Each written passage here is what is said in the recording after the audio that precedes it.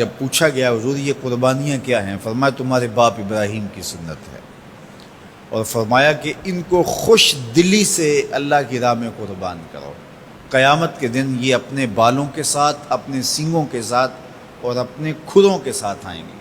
اور یہ بھی ارشاد فرمایا کہ کل پل صراط پر یہ سواریاں بن کے تمہیں پل صراط سے پار لگائیں گے۔ اور جب قربانی کے لیے کوئی شخص جانور خوش دلی کے ساتھ رضائے الہی کے حصول کے لیے ذبح کرتا ہے تو اس جانور کا خون زمین پر گرنے سے قبل یہ عمل قبول کر لیا جاتا ہے۔ اور یہ بات بھی ذہن میں رکھیے گا کہ ایام نہر یہ 3 دن جو خون بہانے کے ہیں، 10، 11 اور 12 تاریخ، ان ایام میں آپ جو بھی عمل کریں، نماز پڑھیں اور دیگر صالح اعمال کریں، بہت قابل قبول ہیں اور اللہ ان کو قدر کی نگاہ سے دیکھتا ہے۔ لیکن ان ایام میں جو سب سے زیادہ اللہ کو محبوب عمل ہے وہ راہ خدا میں خون بہانا ہے، قربانی پیش کرنا ہے۔ تو قربانی کا کوئی اور متبادل نہیں ہو سکتا۔ کچھ لوگ یہ فلسفہ ان دنوں کے اندر بیان کرتے ہیں کہ 20-50 ہزار کی قربانی کرنے کی بجائے اتنے اگر کسی غریب کو دے دیے جائیں تو اس کے 2-3 مہینے خیریت سے گزر جاتے ہیں اور وہ گھر کے اندر جو ہے وہ ضرورت کی چیزیں ڈال لے، تو گوشت تو 2-4 دن کے اندر کھایا پیا جاتا ہے، ختم ہو جاتا ہے۔ لیکن اگر اتنے پیسے کسی غریب کے گھر دے دیے جائے تو یہ اچھی بات ہے۔ تو اسلام کب اس عمل سے روکتا ہے؟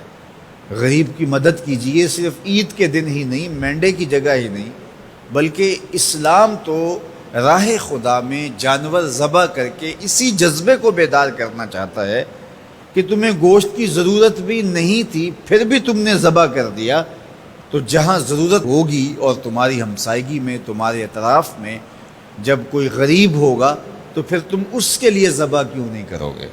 اس کے لیے تم قربانی کیوں نہیں کرو گے؟ اِیثار کیوں نہیں کرو گے؟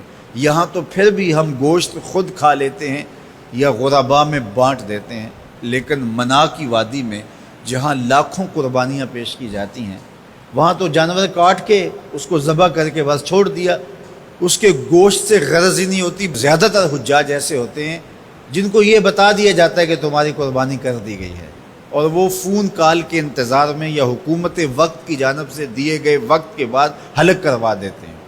تو انہوں نے نہ اپنا جانور دیکھا ہوتا ہے، نہ اس کو ذبح ہوتے دیکھتے ہیں، تو صرف انہیں ٹائم بتلا دیا جاتا ہے یا ان کو کال کر دی جاتی ہے تو یہ ان کے لیے کافی ہوتا ہے۔ تو وہاں تو گوشت کھانا بھی مقصود نہیں، تو صرف اللہ کی رضا کے لیے جانور ذبح کرنا۔ تو جب رضائے الہی کے لیے جانور ذبح کرنے کا جذبہ پیدا کر کے تمہیں راہ خدا میں خرچ کرنے کی ترغیب دی جاتی ہے تو پھر تم پورا سال خرچ کرو گے، تمہارے لیے کوئی مشکل اور کوئی مشقت نہیں ہوگی۔ لیکن اگر تم جو ہے وہ اس جذبہ خیر سے نور حاصل نہیں کرو گے تو پھر تمہیں یہ دولت نصیب نہیں ہوگی۔ تو سب سے افضل عمل ان 3 ایام کے اندر جو بتایا گیا وہ یہی ہے کہ راہ خدا کے اندر خون بہانا ہے۔ اللہ کے محبوب علیہ الصلاۃ والسلام کی خدمت میں جو ہے وہ مینڈے لائے گئے جو چتکبرے تھے، اور حضور علیہ الصلاۃ والسلام نے اپنے مبارک ہاتھ سے ان کو ذبح کیا۔ تو عید قرباں یہ ایثار کی عید ہے، یہ قربانی کی عید ہے، اور اسلام ہمیں قربانی سکھاتا ہے۔ اسلام لمحہ لمحہ قربانی ہے، ایک ایک ساعت اسلام قربانی کا نام ہے، اور ہمیں درس زندگی یہی دیا جاتا ہے کہ ہم قربانی سے اپنی زندگی کو عبادت کریں۔